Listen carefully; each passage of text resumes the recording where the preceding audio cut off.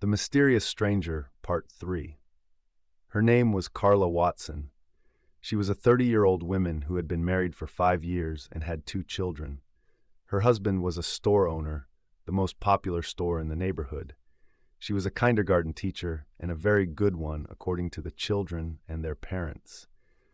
The family was undoubtedly loved by most of everyone who knew them and gave a good impression to those who didn't.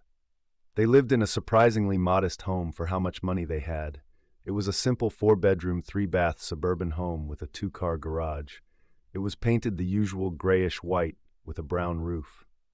One night, last night to be exact, this beloved family would meet a strange man who was selling meat products from his employers. He wore all black and had a strange, indescribable face. "Afternoon, ma'am," he said with a large, toothy grin when she opened the door. "Afternoon to you, good sir. I am a salesman from the massive meat store, and we have a sale going on for all our products," he said in a hearty voice, still with that big toothy grin. She was weirded out by this man. He wore all black, smiled strange, and acted strange. She couldn't think of anything to say, so all she could think of to say was, who are you?"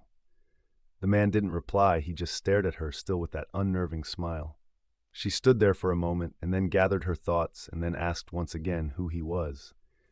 "I already told you, Miss Watson, I am a meat salesman." She stood there again thinking for a moment, and he stood also staring at her. "And that the company I work for is having a sale on all our products." She finally responded and said, "Well, we're not interested."